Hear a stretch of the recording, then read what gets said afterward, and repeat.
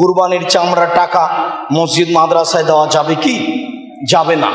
মূলত দিতে হবে ফকির মিসকিনকে, যা রাসূল সাল্লাল্লাহু আলাইহি সাল্লাম আলীকে আদেশ করেছেন। টাকা ধার নিয়ে কুরবানি দেওয়া যাবে কি? যাবে, যদি সহজেই কুরবানি কর্জের টাকা পরিশোধ করা সহজ সম্ভব হয়। আজও কম টাকায় একটা ভেড়া পাওয়া যায়। ভেড়াই সবচেয়ে উত্তম কুরবানি, উত্তম পশু। রাসূল সাল্লাল্লাহু আলাইহি সাল্লাম ভেড়াই কুরবানি দিয়েছেন, যদিচ আমাদের রুচির অভাব, সবচেয়ে দাম কম। ভেড়া কুরবানি দেন, টাকা বেশি থাকলে ছাগি কুরবানি দেন, তার চেয়ে বেশি থাকলে খাসি কুরবানি দেন, তার চেয়ে বেশি থাকলে গরু কুরবানি দেন, তার চেয়ে বেশি থাকলে দামি ষাঁড় কুরবানি দেন, তার চেয়ে বেশি থাকলে উট কুরবানি দেন, তার চেয়ে বেশি থাকলে 10, 12টা, 50টা দেন। রাসূল সাল্লাল্লাহু আলাইহি সাল্লাম 100টা কুরবানি করেছিলেন, 63টা নিজে হাতে জবাই করেছিলেন।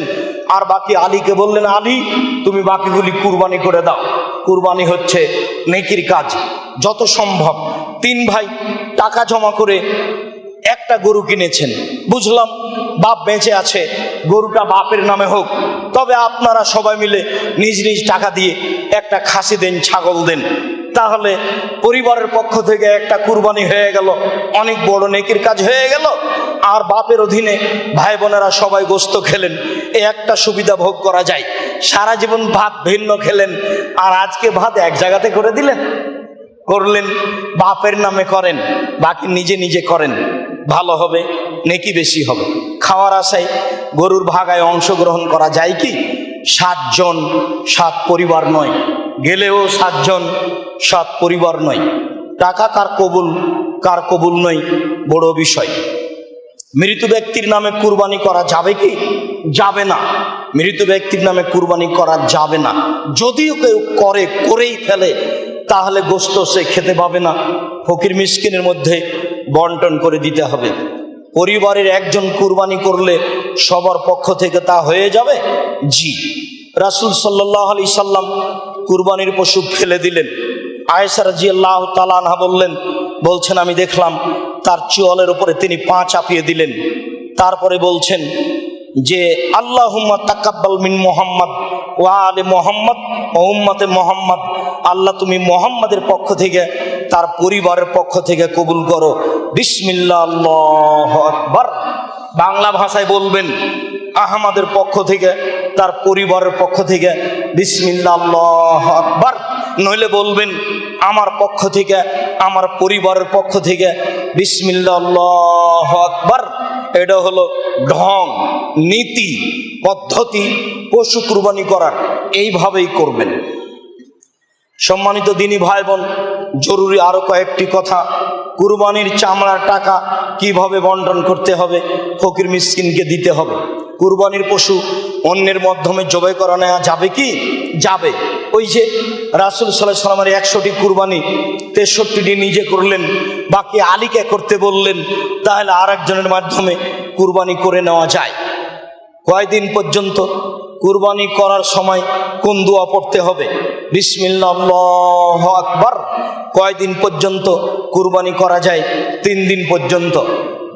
কুরবানির পরের 3 দিন আইয়ামে তাশরিক, খাওয়া পান করা, জিকিরের দিন। আইয়ামুত তাশরিক, আইয়ামুল আকলে ও শুরবে ও যিকরিল্লাহ।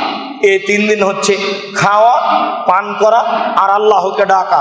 আল্লাহু আকবার, আল্লাহু আকবার, লা ইলাহা ইল্লাল্লাহ, আল্লাহু আকবার, আল্লাহু আকবার, ওয়ালিল্লাহিল হামদ, সুবহানাল্লাহি ওয়ালহামদুলিল্লাহি ওয়া লা ইলাহা ইল্লাল্লাহ, আল্লাহু আকবার, সুবহানাল্লাহি ওয়া বিহামদিহি, সুবহানাল্লাহিল আযীম, আল্লাহু আকবার, আল্লাহু আকবার, লা ইলাহা ইল্লাল্লাহ, আল্লাহু আকবার, আল্লাহু আকবার, ওয়ালিল্লাহিল হামদ, সুবহানাল্লাহি বুকরাতাও ওয়া আসীলা, আল্লাহু আকবার কাসীরা, আলহামদুলিল্লাহি কাসীরা, সুবহানাল্লাহি বুকরাতাও ওয়া আসীলা। এই দুয়ার সনদ আমরা অবগত নই। আমি আব্দুর রাজ্জাক বিন ইউসুফ বিগত 30 বছরে কোনোদিন এই তাকবীর পড়তে বলিনি, ভবিষ্যতে কোনোদিন বলবো না। যেহেতু তাকবীরের ব্যাপার, তাই এটা তো আছে, আব্দুল্লাহ ইবনে মাসউদ বলতেন। আর ওই তাকবীরগুলো বুখারী মুসলিমের হাদিস দ্বারা প্রমাণিত। সুবহানাল্লাহ, আলহামদুলিল্লাহ, ওয়ালা ইলাহা ইল্লাল্লাহ, আল্লাহু আকবার। সুবহানাল্লাহ, আলহামদুলিল্লাহ, ওয়ালা ইলাহা ইল্লাল্লাহ, আল্লাহু আকবার। বিচার মাঠে পিছন থেকে রক্ষা করবে এই তাকবীর, সামনে থেকে রক্ষা করবে এই তাকবীর। এটা হচ্ছে স্থায়ী শতামল, স্থায়ী শতামল, স্থায়ী শতামল। বুখারী মুসলিমের হাদিস, একাধিক হাদিস এই ব্যাপারে। সুবহানাল্লাহ, আলহামদুলিল্লাহ, ওয়ালা ইলাহা ইল্লাল্লাহ, আল্লাহু আকবার, আল্লাহু আকবার, আল্লাহু আকবার, লা ইলাহা ইল্লাল্লাহ, আল্লাহু আকবার, আল্লাহু আকবার, ওয়ালিল্লাহিল হামদ। 3 দিন যাবত চলতে থাকবে এক টানা, একবারে কুরবানির 1 তারিখ থেকে নিয়ে।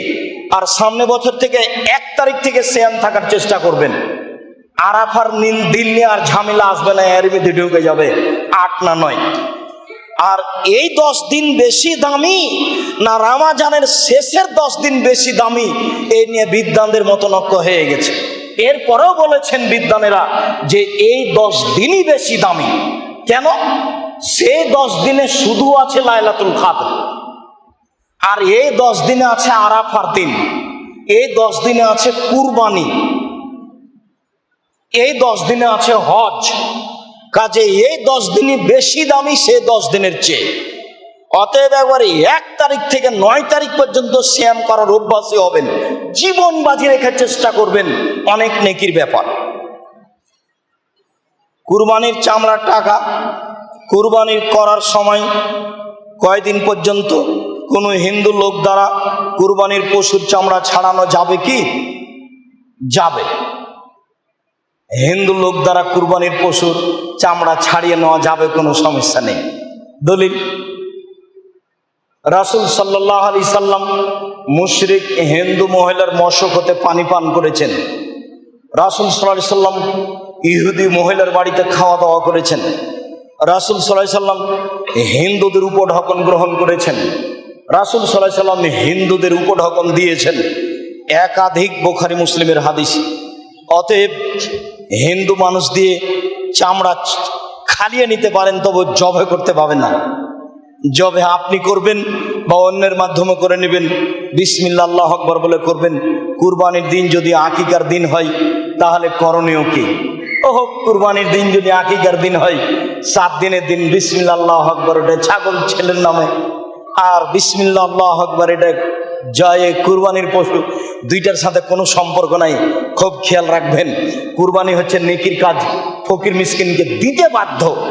চাঁপাই নবাবগঞ্জের ভাষাতে আপনি তো দিবেন, আপনার বাপকে দিতে হবে। তার মানে আল্লাহ আদেশ করছেন ফকির মিসকিনকে দিতে। আর আকিকা হচ্ছে আমার জিম্মেদারি, আমি কাউকে গোশত দিব এটা আমার কথা নয়। বাচ্চার জন্মের দিন আমি বাপ, তাই আমাকে আকিকা দিতে হবে, ওটা হলো জিম্মেদারি, জরুরি। আর এটা হলো নেকির কাজ, এটা গুরুত্বপূর্ণ সুন্নাত, এটা ফরজের মতো বলতে পারা যায়। বাপ না করলে গুনাহগার হবে। 7 দিনের দিন আকিকা দিতে হবে, আগে পড়া করা যায় না। তো দুটো একদিনে পড়ে গেছে, ভালো হোক, আলহামদুলিল্লাহ। ভিন্ন ভিন্ন হবে, একটাতে অংশগ্রহণ করা যাবে না। আকিকা উট দিয়ে চলে না, আকিকা গরু দিয়ে চলে না। যদিও আমাদের বলার গতিতে জনগণ বুঝেছে যে কুরবানি মানে একটা দায়িত্ব পালন করা আর গোশত খাওয়ার ব্যবস্থা হওয়া, একটা খাওয়ার ব্যবস্থা আর একটা সামাজিক বা ধর্মীয় দায়িত্ব। আসলেই তা নয়। যদিও কুরবানি ফরজ নয়, রমজান মাসে রমজানের সিয়াম ফরজ, তবে তারাবি ফরজ নয়। তবে আল্লাহকে সন্তুষ্ট করার বিশাল মাধ্যম তারাবি। রাসূল সাল্লাল্লাহু আলাইহি ওয়াসাল্লাম বলেন, মান কামা রমাজানা ঈমানান ওয়া ইহতিসাবান গুফিরা লাহু মা তাকাদ্দামা মিন জামবিহি। মানুষ যদি রমজান মাসে তারাবি পড়ে তাহলে তার সব পাপ ক্ষমা। হাদিস বুখারী মুসলিম, অথচ তা ফরজ নয়। তার মানে আল্লাহকে সন্তুষ্ট করার একটা বড় মাধ্যম। কুরবানি আল্লাহকে সন্তুষ্ট করার একটা বড় মাধ্যম, যার কারণে আল্লাহ তাআলা বলছেন যে লা ইয়ানালাল্লাহু লুহুমুহা ওয়ালা দিমাউহা ওয়ালাকিন ইয়ানালুহু তাকওয়া মিনকুম। তোমাদের কুরবানির গোশত, তোমাদের কুরবানির রক্ত আল্লাহর কাছে পৌঁছে না, মূলত পৌঁছে তোমাদের তাকওয়া, পরহেজগারিতা, আল্লাহ ভীতি, এটাকে দিন হিসাবে মেনে নেওয়া, এতে যে নেকি আছে সেই নেকিকে মেনে নিয়ে করা। আত্তাকওয়া হাহুনা, আত্তাকওয়া হাহুনা, আত্তাকওয়া হাহুনা। পরহেজগারিতা এখানে, পরহেজগারিতা এখানে, পরহেজগারিতা এখানে। রাসূল সাল্লাল্লাহু আলাইহি ওয়াসাল্লাম হাত দিয়ে এই বুকের দিকে দেখালেন। এখন ভাগে কুরবানি করে, দ্বন্দ্ব করে আল্লাহকে কতটুকু সন্তুষ্ট করা যাবে এইটা ভাববার বিষয়। যদিও মাওলানা সাহেবের বক্তব্যের গতি এত ধারালো যে ভাবখান দেখে মনে হচ্ছে যে ভাগেই কুরবানি করা জরুরি, বলার ঢং এত জোরালো। যদি এইভাবে বলে যে ভাগে চলে, তবে প্রত্যেকটা পরিবারের পক্ষ থেকে একটা প্রাণী কুরবানি, পশু কুরবানি হওয়া সুন্নাত, নেকির ব্যাপার। এটা আপনারা করার চেষ্টা করেন, তাহলে একটা ধর্মের মান সম্মান রক্ষা হয়। বলার ঢং এত ধারালো, মনে হচ্ছে যে ভাগে ছাড়া কোনো পথই নাই। আবার কেউ বলছে যে তোমরা আমার একটা জন্য ভাগ রাখো, আমি বলে দিচ্ছি আমার ভাগ রাখো। তার মানে আমার ভাগ রাখো, ভাগে জোরালো ভাবে বলা, এগুলো কারো বিরোধিতা করা। আসলে ভিতরে আর একজনের বিরোধিতা বিরাজ করে। আলোচনার প্রারম্ভে এই কথাটার ভিত্তিতে দুই তিনটা কথা, যে আমি আব্দুর রাজ্জাক বিন ইউসুফ একেবারেই সাধারণ খাদেম, মাওলানা আব্দুস সামাদ সালাফি সাহেব, ওস্তাজুল আসাতেজা, সম্মানিত ওস্তাজি এখনো এই মসজিদে উপস্থিত, তার প্রতিষ্ঠা করা প্রতিষ্ঠান নদাপাড়া আল মার্কাজুল ইসলামী, তার নিজস্ব হাতে গড়া। তিনি যখন মাসিক আল আত-তাহরিক পত্রিকা বের করেন ফতোয়া লেখার জন্য, জোর করে চাপ দিয়ে গায়েবান্ধা গোবিন্দগঞ্জ জান্নাতপুর মাদ্রাসা থেকে নিয়ে এসেছিলেন। তখন থেকে নিয়ে আজ অবধি আমি ফতোয়া লিখছি। তো একটা গরুতে 7টা পরিবার অংশগ্রহণ করবে এমন হাদিস আমি অবগত হতে পারিনি। আর এই দেশের একজন বড় বিদ্বান 1960 সালে ইন্তেকাল করেছেন। বলতে গেলে এই দেশে আহলে হাদিসের ভিত্তি বা প্রচার ও প্রসারের মূল ব্যক্তি তিনি হচ্ছেন মাওলানা আব্দুল্লাহ কাফি আল কুরাইশি। তার ফতোয়া মাসাইল বইয়ে আজ থেকে নিয়ে 70 বছর, 75 বছর, 80 বছর আগে লিখেছেন বলে অনুমান করা যায় যে একটি গরুতে 7টি পরিবার অংশগ্রহণ করবে এমন হাদিস আমি আব্দুল্লাহ কাফি আল কুরাইশি জানি না।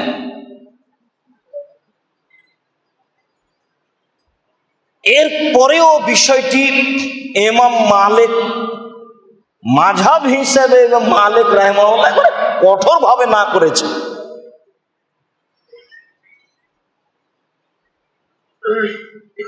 যে উজিয়া কুরবানি ভাগের হক রাখে না ও অংশ বন্টনী অধিকার রাখে না।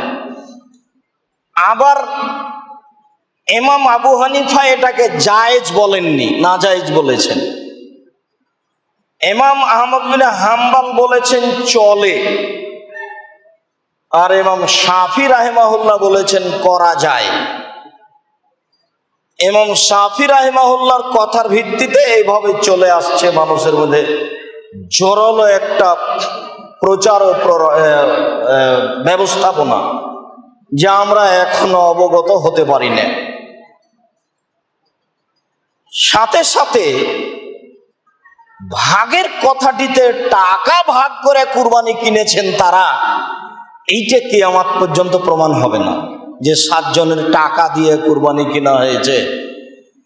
আর আরেকটা কথা যে কুরবানি তো কবুল হওয়া মানে জ্বলে যাওয়া, তো হাবিলের কুরবানি কবুল হলো তাই জ্বলে গেল, ওর টাকা ঠিক।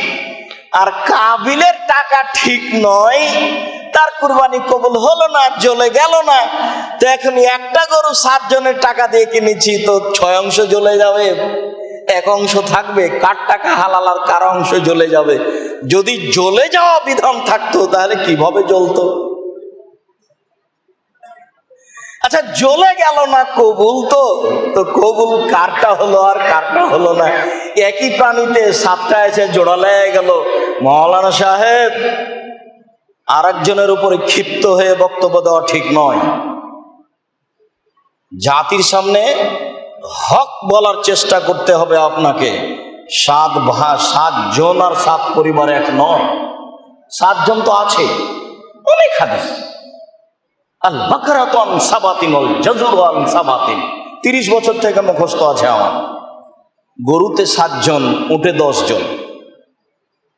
ইবনে আব্বাস রাদিয়াল্লাহু তাআলা আনহু বলেন, কুন্না মা নবী সাল্লাল্লাহু আলাইহি সাল্লাম ফি সাফার ফাহাজার আল-আজহা, আমরা রাসূলের সাথে উপস্থিত ছিলাম সফরে, কুরবানির সময় চলে আসলো।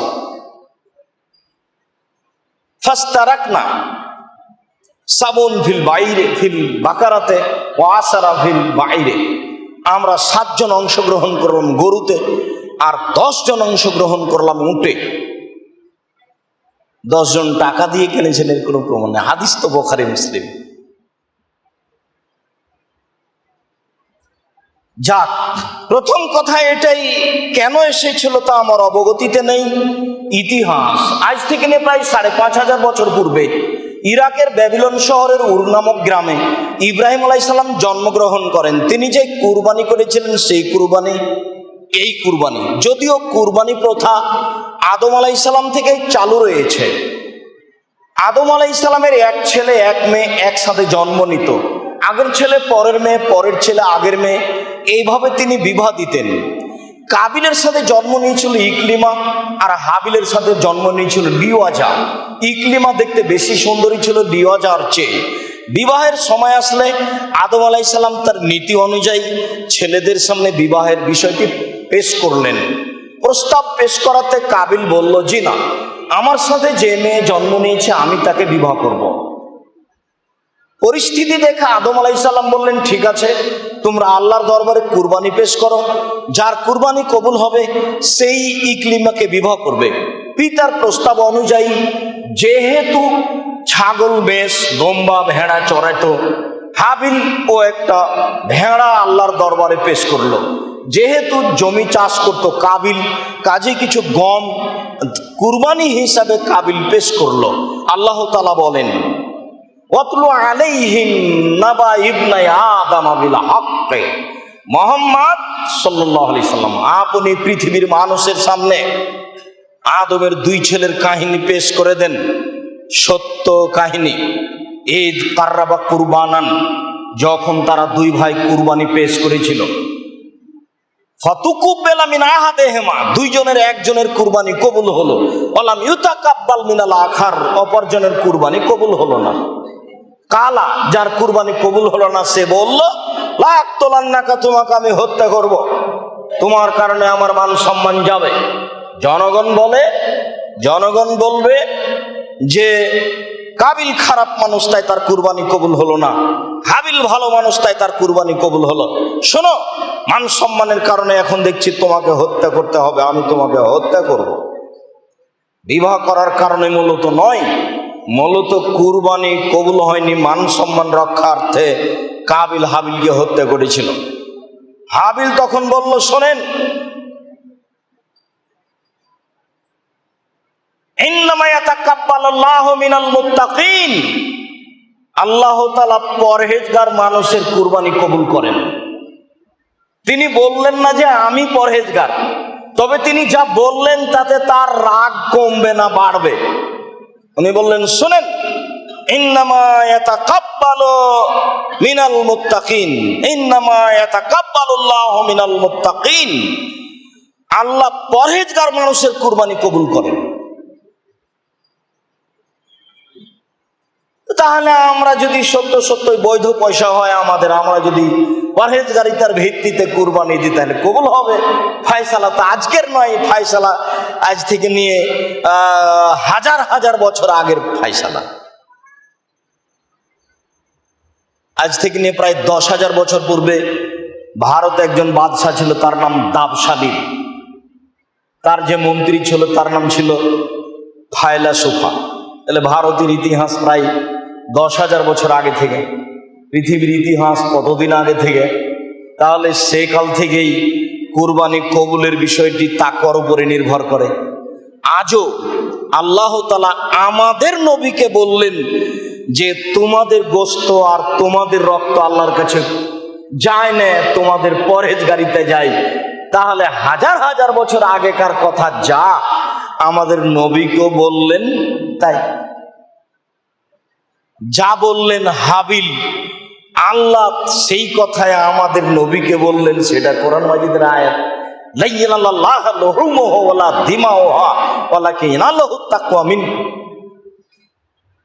কুরবানি প্রথা সেই আদম আলাইহিস সালাম থেকে চালু রয়েছে, যদিও আমাদের কুরবানি ইব্রাহিম আলাইহিস সালামের কুরবানি।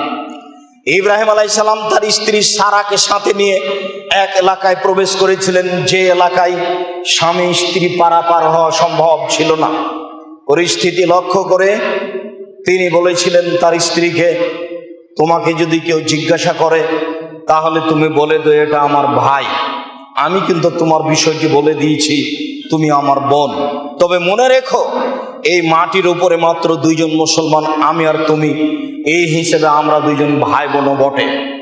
এরপরেও স্বৈরাচারী শাসকের পক্ষ থেকে তার স্ত্রীকে ডেকে পাঠানো হলো।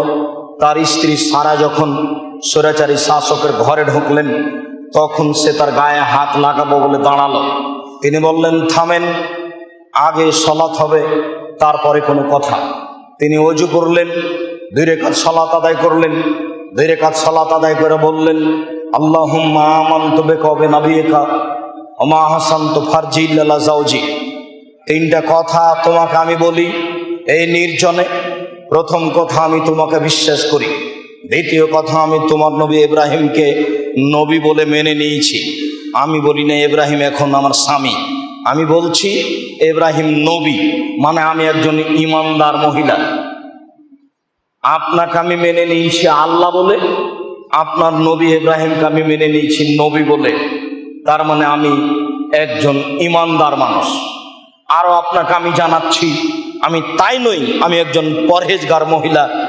আমি আমার লজ্জা স্থানকে আমার জীবনে আমার স্বামী ছাড়া কারো নিকটে বৈধ মনে করিনি। আমার জীবনে আমি কোনোদিন অন্যায় অশ্লীল কাজ করিনি। যদি কথা 3টা সত্য হয়, ফালা তুসাল্লে তালায়াল কাফেরা, তাহলে এই নির্জন ঘরে তুমি আমার উপরে এই কাফেরকে জয়ী করবে না। কথা শেষ হতে না হতেই স্বৈরাচারী শাসক অজ্ঞান হয়ে পড়ে গেল। পরিস্থিতি দেখে সারা বললেন, এই যদি মারা যায় তাহলে আমরা এখানে আটকা পড়ব। আল্লাহকে বললেন, আল্লাহ তুমি একে সুস্থ করে দাও। স্বৈরাচারী শাসক বলল, তুমি আল্লাহকে বলো, আমি যদি ভালো হয়ে যাই তোমার সাথে অন্যায় করব না। তাই হলো, ভালো হয়ে গেল। দোয়ার বিনিময়ে আবার অন্যায় করার চেষ্টা করলো। 3বার যখন এরকম ঘটনা ঘটলো, তখন স্বৈরাচারী শাসক বলল, এই কে আছো তোমরা? তোমরা তো আমার কাছে কোনো মানুষ পাঠাওনি, এটা একটা শয়তান। তার মানে জীবনে যদি কোনোদিন কারো উপকার করে থাকেন তাহলে সে আপনার ক্ষতি করবে, এটা স্বাভাবিক কথা। করতে পারে, এটা স্বাভাবিক। করবে এই কথা আমি বলছি না, তবে করতে পারে এটাই স্বাভাবিক। একটু আগেই সারা কয়েকবার প্রার্থনা করে তাকে বিপদ থেকে রক্ষা করলেন। তার জবাবে স্বৈরাচারী শাসক বলছে শয়তান, সারাকে শয়তান বলছে। তার মানে আপনি মানুষের উপকার করলে মানুষ আপনাকে উচিত শিক্ষা দিবে উপকারের বিপরীত। তবে উপকার করতে হবে, করা জরুরি। এই জন্য যে উপকারের বিনিময় জান্নাত, মানুষের উপকার করতে হবে, বিশেষভাবে রাস্তাঘাটের সুবিধা দিতে হবে। ইব্রাহিম আলাইহিস সালামকে তিনি বললেন, স্বৈরাচারী শাসক আমাকে একটা কাজের মহিলা উপঢকন দিয়েছে, তার নাম হাজেরা। ইব্রাহিম আলাইহিস সালাম স্ত্রী সারা আর কাজের মেয়ে হাজেরাকে সাথে নিয়ে বাড়ি চললেন। এক পর্যায়ে বললেন, সারা হাজেরাকে, তুমি আমার স্বামীর সাথে বিবাহ বন্ধনে আবদ্ধ হও, আমাদের কোনো ছেলে মেয়ে নেই, তোমার মাধ্যমে হতে পারে। হাজেরা বললেন, যা আছি ভালো আছি, দুইজনের মধ্যে ভালোবাসায় ফাটাল ফাটুক এটা আমি চাই না। বারবার বলাতে বিবাহ হয়ে গেল। এক পর্যায়ে সন্তান জন্ম নিল ইসমাইল। ইব্রাহিম আলাইহিস সালাম বনবাস স্বরূপ স্ত্রী এবং ইসমাইলকে রেখে দিলেন। রেখে আসলেন কাবা ঘরের পাশে জমজম কূপের উপর গাছের নিচে। ফিরে যখন আসছিলেন, বারবার স্ত্রী পিছন থেকে বলছিলেন, আইনা তাযহাব ইব্রাহিম, ইব্রাহিম কোথায় যাচ্ছেন? অতাতরুনা ফি আজাল ওয়াদি লাইসা ফি ইনশাআল্লাহ শাই, এমন একটা উপত্যকা রেখে যাচ্ছেন যেখানে মানুষজন তো নাই, ঘাস পাতাও নেই, কোনো কিছুই নেই। বারবার তিনি বলছেন, ইব্রাহিম আলাইহিস সালাম ফিরে দেখছেন না। শেষ পর্যন্ত তিনি বললেন, আমার আল্লাহ বিহাদা, আল্লাহকে আপনাকে এইভাবে চলে যেতে বলেছেন? তিনি বললেন, নাম, হ্যাঁ, তার মানে এইভাবে চলে যেতে বলেছেন। তখন তিনি বললেন, ঠিক আছে, আল্লাহ আমাকে ধ্বংস করবেন না। তিনি ফিরে গিয়ে ছেলেকে রক্ষা করার জন্য ব্যস্ত হয়ে গেলেন।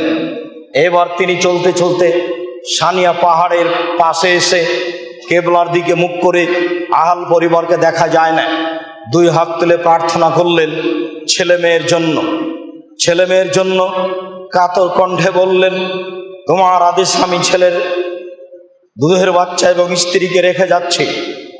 আমি জানি এখানে ঘাস পাতা মানুষজন কোনো কিছুই নেই, বেঁচে থাকার মতো কোনো পথ নেই। তুমি আমাকে আদেশ করেছ, আদেশের ভিত্তিতে আমি আহাল পরিবারের কিছু অংশ রেখে চলে গেলাম। দীর্ঘ সময় ধরে তিনি আহাল পরিবারের জন্য হাত তুলে দোয়া করলেন।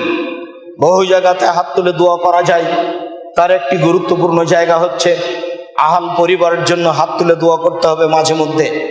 তার একটি গুরুত্বপূর্ণ জায়গা হচ্ছে কবরের পাশে গিয়ে হাত তুলে দোয়া করতে হবে মাঝে মধ্যে। পিতা মাতা তো আছেই, কেবলার দিকে মুখ করে হাত তুলে দোয়া করতে হবে। ইব্রাহিম আলাইহিস সালাম চলে গেলেন। এক পর্যায়ে ইব্রাহিম আলাইহিস সালাম আল্লাহর দরবারে বললেন, রব্বে হাবলি মিনাস সলিহিন, হে আমার প্রতিপালক, তুমি আমাকে সৎ সন্তান দাও। তাই এই সন্তান যেটা তিনি রেখে যাচ্ছেন, ফাবাশশারনাহু বিগুলামিন হালিম, আমি ইব্রাহিমকে বললাম, ঠিক আছে, আপনি ভদ্র নম্র ধৈর্যশীল একটি সন্তানের সুসংবাদ গ্রহণ করেন।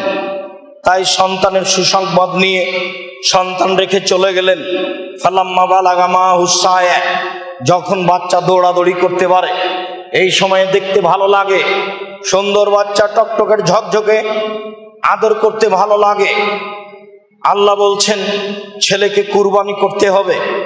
তিনি ঘুম থেকে উঠে বলেন বা এসে বলেন ছেলেকে, ইয়া বুনাইয়া ইন্নী আরা ফিল মানামি আন্নী আযবাহুকা, বৎস, ও আমার আদরের ছেলে, আমি স্বপ্নে দেখছি তোমাকে কুরবানি করছি। তোমার মতামত কি? মাযা তারা, তোমার মতামত কি? ছেলে বলল, ইয়া বাতি ফালমা তোমারও সাতাজিদুনি ইনশাআল্লাহু মিনাস সাবিরিন। আব্বা, আপনি যা স্বপ্নে দেখেছেন তা বাস্তবায়ন করুন, আপনি আমাকে ধৈর্যশীল পাবেন। ধৈর্যশীলের অর্থ হাত পা বাঁধতে হবে না, ধৈর্যশীলের অর্থ চোখে কাপড় দিতে হবে না। তিনি চোখে কাপড় দেননি, দিয়েছেন এই কথা মিথ্যা। ছেলের তিনি হাত পা বাঁধেননি, বেঁধেছেন এই কথা মিথ্যা। 90 বছরের মানুষ, চুল দাড়ি পেকে গেছে, মিনা মাঠে দুই দিকে বিশাল উঁচু পাহাড়, 20 তলার সমান উঁচু পাহাড়, এরকম একটা দুই পাহাড়ের পাশে নিচে সমতল জমিতে ছেলেকে শোয়ে দিচ্ছেন। ছেলে যখন বললেন, আব্বা, আপনি যা স্বপ্নে দেখেছেন বাস্তবায়ন করুন, ফাসলামা, বাপ বেটা একমত হয়ে গেলেন। এই সুন্দর টকটকে বাচ্চাকে উপর করে শুয়ে দিলেন। 90 বছরের বৃদ্ধ মানুষ, চুল দাড়ি পেকে গেছে, দর্শক কেউ নেই, দর্শক ফেরেশতা, দর্শক হচ্ছেন আল্লাহ। দেখছেন কি অবস্থা, ছুরির নিচে ধারালো ইস্পাত লোহা লাগানো হয়েছে। এই কথা মিথ্যে। আল্লাহ তাআলা ছুরিকে বলে দিয়েছেন কাজ করতে হবে না। ছুরি আল্লাহর আদেশ মানে। জড় বস্তু হতে পারে, বহু জড় বস্তু আল্লাহর আদেশ মানে। কয়েকদিন আগের ঘটনায় যখন ইব্রাহিম আলাইহিস সালামকে বলা হলো এই সব মূর্তি কে ভেঙেছে, ইব্রাহিম আলাইহিস সালাম বললেন, আরে আমাকে বলছেন কেন? যে বড় মূর্তি কুড়াল ঘাড়ে করে আছে তাকে বলো না, মূর্তি বলে দিবা। তুমি সেই কথা বলো? মূর্তি কি কথা বলতে পারে? আরে যে কথা বলতে পারে না তাকে মানো কেন? তার ইবাদত কি? অবাক কথা। একে ধরো, গর্ত খোঁড়ো, আগুন জমা করো, আগুনে ফেলে দাও। আদেশ করলে বাস্তবায়ন হবে। দল পার্টি নেই, জনগণ নেই, লোকজন নেই, নিঃস্ব মানুষ, একজন মানুষ ধরে আগুনে ফেলে দেওয়া হলো। আল্লাহ তাআলা বলছেন, ইয়ানার কুনি বারদাও ওয়া সালামা, এ আগুন তুমি ইব্রাহিমের উপরে হয়ে যাও শীতল ঠান্ডা। আগুন আল্লাহর আদেশ মানে। আগুন একটা জড় বস্তু। ওই যে সেই দিনের কথা যা আপনার মনে আছে, একজন লোক বলল তার ছেলেদেরকে, শোনো, আমি পৃথিবীতে সবচেয়ে বড় পাপী, আল্লাহ যদি আমাকে ধরতে পারে তাহলে সবচেয়ে বেশি শাস্তি দিবে। অতএব আমার একটা পরামর্শ শোনো, আমি মারা গেলে আমাকে আগুন দিয়ে জ্বালিয়ে 2 টুকরা করে অর্ধেক পানিতে ফেলে দিও, অর্ধেক মাটিতে ফেলে দিও। মারা গেলে ছেলেরা তাই করলো। আল্লাহ পানিকে বললেন, পানি ছাই জমা করে দাও। আল্লাহ মাটিকে বললেন, মাটি ছাই জমা করে দাও। ছাই জমা করে দেওয়া হলো। আল্লাহ মানুষ তৈরি করে বললেন, কেন তুমি আদেশ করেছিলে? তখন লোকটি বলল, মিন খাশিয়াতিকা, তোমার ভয়ে করেছি। অন্তা তাআলাম, তুমি ভালো জানো আমি আমার ছেলেকে আদেশ করেছি একমাত্র তোমার ভয়ে। তোমাকে আমি ভয় করি, আমি মহাপাপী, তবে আমি তোমার ভয়ে আদেশ করেছি।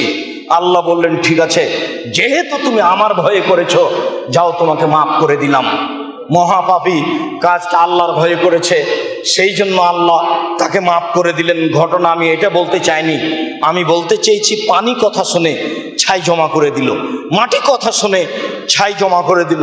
ওই যে কথা আপনাদের মনে আছে, 99টা মানুষকে হত্যা করে বাঁচার পথ খুঁজে আলেমের কাছে না গিয়ে গেছে দরবেশের কাছে। দরবেশ আবেদ ইবাদত করে, কোরআন হাদিস জানে না। দরবেশকে বলেছে 90 জন মানুষকে, 99 জন মানুষকে হত্যা করার পরে বাঁচার পথ। তখন দরবেশ বলছে, বলো কি, 99 জন মানুষকে হত্যা করার পরে বাঁচার পথ থাকতে পারে না? হতে পারে না। তখন বলল, তাহলে আর তোমাকে রেখে কি হবে? তাকেও মারলো, 100 জন হলো। তারপরেও খুঁজছে বাঁচার পথ। কেউ বলল অমুক গ্রামে যাও, যাওয়ার সিদ্ধান্ত, সময় শেষ। মাটিতে যখন পড়ে গেল তখন বুকটা ওই গ্রামের দিকে একটু ঠেলে দিয়েছিল, ঠেলে দিয়ে দেখিয়েছিল আমি পাপী, সেটা ভিন্ন কথা। আমি বুকটা ওইদিকে ঠেলে দিয়ে তোমাকে জানাতে চাচ্ছি যে আমি বাঁচার পথ খুঁজছি। জাহান্নাম জান্নাতের ফেরেশতা হইচই লাগিয়ে দিল। আল্লাহ বলবেন, থামো, মেপে দেখো গ্রামে যেতে কত দূর গেছে, কত দূর বাকি আছে। মাপতে লাগিয়ে দিয়ে যে গ্রাম থেকে যাচ্ছিল সেই গ্রামকে আল্লাহ বললেন, পিছে উঠে যাও। যেই গ্রামে যাচ্ছিল সেই গ্রামকে আল্লাহ বললেন, সরে যাও। মেপে দেখো, আগিয়ে আসো, মেপে দেখো কত আছে। দেখা গেল যে পথ বেশি হয়ে গেছে যাওয়া, আর যেতে পথ কম আছে, অথচ কিছুই যায়নি। ফেরেশতার আদেশ, ফেরেশতাও কথা মানে, ফেরেশতা করে ফেললো। আল্লাহ কথা বললেন ওই জড়বস্তু মাটিকে, গ্রামকে, গ্রাম কথা শুনে। দেখেন বুখারী মুসলিমের সব হাদিস, গ্রাম জড়বস্তু আল্লাহর কথা মানে। দেখেন পানি জড়বস্তু আল্লাহর কথা মানে। দেখেন মাটি জড়বস্তু আল্লাহর কথা মানে। দেখেন আগুন জড়বস্তু আল্লাহর কথা মানে। ছুরি জড়বস্তু, আল্লাহ আদেশ করে দিয়েছেন, তাই ছুরি আর কাজ করবে না। 90 বছরের বৃদ্ধ মানুষ ছেলেকে উপর করে শুইয়ে দিয়ে বারবার ছুরি চালাচ্ছেন। আল্লাহ বলছেন, অনাদাইনা ইব্রাহিম কাদ সাদ্দাকতা রুয়া, ইব্রাহিম তোমার ছেলেকে কুরবানি করতে হবে, এই ঠেকা আমার বাঁধেনি। আসলে আমি তোমাকে পরীক্ষা করছিলাম, তোমার এই 90 বছরের বৃদ্ধ মানুষ মাত্র একটা সন্তান পেয়েছে, আর ছেলে মেয়ে নেই। আমার আদেশে তুমি এই ছেলেকে কুরবানি করতে পারো কিনা। তুমি তোমার স্বপ্নকে বাস্তবায়ন করেছো, তোমাকে কুরবানি করা লাগবে না। আল্লাহ তাআলা বলছেন ইন্না কাযালিকা নাজিল মুহসিনিন, মনে রেখো ইব্রাহিম, আমি ভালো মানুষকে এভাবে প্রতিদান দিয়ে থাকি। ইন্না হাযা বালাউম মুবিন, নিশ্চয় এটা আল্লাহর পক্ষ থেকে তোমার উপরে বিশাল মুসিবত। অফাদাইনাহু বিযিবহিল আযীম, ইব্রাহিম তোমার সন্তানকে আমি আল্লাহ ছাড়িয়ে নিলাম মহান কুরবানির মাধ্যমে। কুরবানি, মহান কুরবানি, আল্লাহ বলছে বিশাল কুরবানির মাধ্যমে তোমার ছেলেকে আমি ছাড়িয়ে নিলাম। আর এই কুরবানিকে আপনি নিয়ে গেলেন গোস্তের ভাগে। কেউ যদি কোনোদিন মনে করে থাকে কুরবানি সাধারণ জিনিস, তাহলে তা ভুল হয়েছে। পৃথিবীর বাঙালি ভাষার দেশ বিদেশের দিনী ভাই বোনকে বলতে চাই, যদি সত্যই কুরবানি সাধারণ কিছু বুঝেছেন, তাহলে তা ভুল হয়েছে। কুরবানি নেকির একটা বিশাল মাধ্যম, আল্লাহকে সন্তুষ্ট করার বিশাল মাধ্যম। আল্লাহ তাআলা বলছেন ওয়া তারাকনা আলাইহি ফিল আখিরিন, আমি ইব্রাহিমের স্মৃতি রেখে দিলাম কিয়ামত পর্যন্ত। সারা পৃথিবীর মানুষ কিয়ামত পর্যন্ত তার নীতিতে কুরবানি করবে। সেই কুরবানি আমাদের কুরবানি, যে কুরবানি আজকের কুরবানি।